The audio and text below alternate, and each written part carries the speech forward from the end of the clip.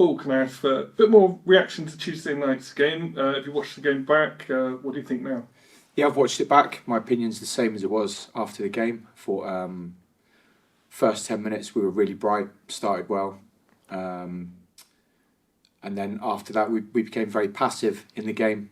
Weston-super-Mare were front-footed and took the game to us, causing us problems going forward. And it took a while for us to get to grips with it, basically until the start of the second half. We made a change after 10 minutes. Brought Zanzala on, moved Cody to the left, played a little bit narrower, played a little bit more forward, played more on the front foot, got involved in the fight a little bit. And I was pleased with our second half. It's always difficult when you go 1-0 down. Weston-super-Mare were playing for their lives to get into the playoffs. And you could see that first half. Second half, I thought it was a lot more even. Could have nicked it at the end. I think a point overall was a fair result, and for us, it's a good away point as well. As you say, Zanzala, the new signing, had a positive impact on the game when he came on. Tell us about him. Tell us why you brought him in. He's somebody that I've tried to get all season. Made numerous inquiries to Fylde about him. For whatever reason, it didn't come off. His agent called me and said the deal could be back on last week. Actually, and I had a Zoom meeting with him on Sunday. I loved what he had to say. I loved his enthusiasm. I loved that he wanted to come down and play. He's a player that I've liked for a long time. Coached against him at previous clubs, Plymouth Argyle. And he's always been a handful. So, look, he's not up to 100% match fitness, but he brings a wealth of experience. He knows how to play centre forward, and I think he's a good addition to the squad. What it also does is it gives Cody takes a bit of pressure off Cody, because he's been immense and he gets battered from pillar to post every game.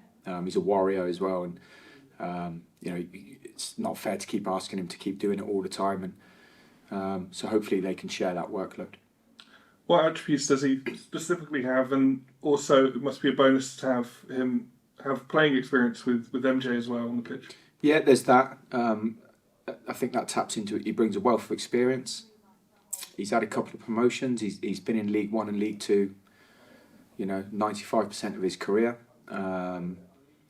He wants to run in behind. He's a physical presence, and he knows the game. Like I said, he knows how to play centre forward. He's a great character around the place as well. Lovely lad, fitted right in with the dynamics of the group, and he's a leader as well. So all of those things, like I said, fingers crossed, he becomes a very good addition to the squad.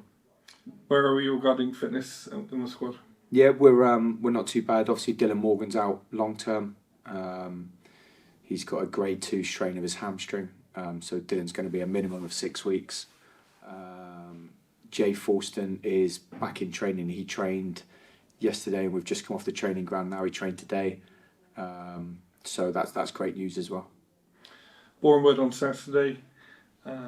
What are your thoughts ahead of that game? What challenge are you looking to take on? My thoughts are one of excitement.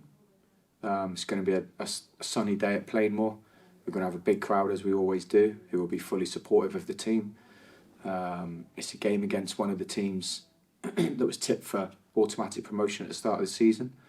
It was a really tough, tight 0-0 up there earlier in the season. It was a good game. They've made some good additions to their squad. They're an attacking threat massively. They've got a wealth of experience. I mean, the vast majority of their team was the team that was in the National League last year, so we know we're up for a tough game. It's one we're really, really looking forward to. We're ready, we've trained hard, and we'll give it a good go. 2 goals in 2 games for Matt J. Is he beginning to show you, what you were hoping to get from him when you brought him in? Yeah, definitely. He's so important that we've got him on the football pitch. I think I took him off too early against Chelmsford. And on reflection and on hindsight, I think it made a difference to the game. He wasn't playing very well first half against Weston-super-Mare. Give the ball away a couple of times, but it's so important he's on the football pitch. He's tenacious, he works hard, he's a leader, but he's also got tremendous quality and great experience, and that's why we fought so hard to get him to the club. And I think you'll still he's improving every game. The fitter he gets, the more minutes he plays. I've been absolutely thrilled with him since he come through the door. He's been a great addition. And how useful is his experience in the dressing room? Because he's been there and done it, got the T-shirt. Yeah, exactly. I think it's really, really critical. He's a quiet leader, if that makes sense. I notice him walking around and just having quiet words with some of the younger lads, which is invaluable for me. You can't be there and do that all the time, you know. And there's certain things you miss, definitely. So he's been invaluable for that. When you've got a player like Zanzala thinking, you know, is Torquay the right move for me? How important is it to have players that he's played with before, like Matt, down here to, you know, just give him the heads up? Well, it was important in Ozzy's move because he had spoke to MJ regarding the club, myself, the fans, training, all of the things, you know, how we travel, all the stuff that players care about. And MJ obviously gave a decent review, and I think that tipped it in our favour. So in Ozzy Zanzala's case, it was important, yeah. Is he here until the end of the season? What's his situation? So he signed a permanent contract. He's left filed, and he signed a permanent contract with us until the end of the season. Great.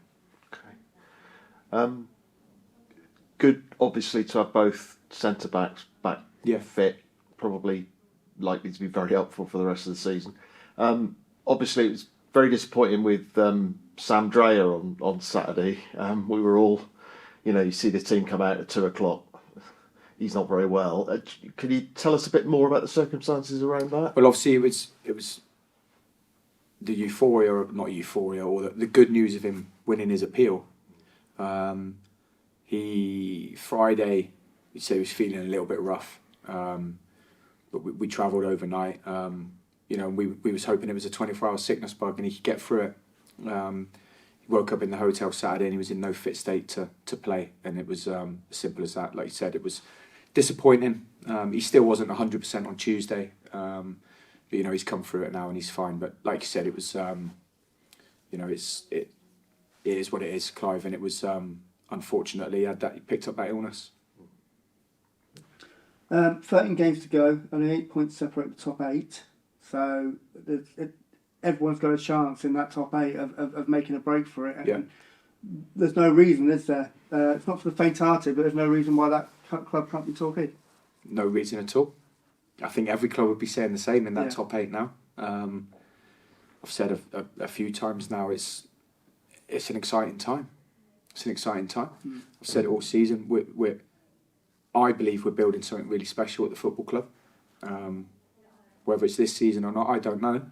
But we're going into the final push and we'll be giving it everything we've got. As the players always do. There has been disappointment and there has been great times.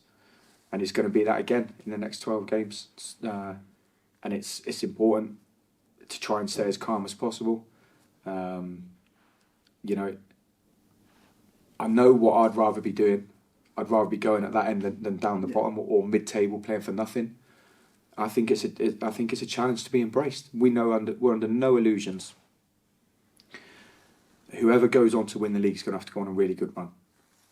If you ask me now who's going to do that, I don't know. There's no one really backing it up with the evidence to say they're going to go and win the next 10 games. Now someone might. Because Dork could be dragged back in again as well. Well, I think the results on Tuesday night, that's why, you know, I hate if, you know, for 89 minutes we were pretty much perfect away performance at Chelmsford, everything's hunky-dory and we go bang, bang. Yeah. And, you know, and the disappointment of that.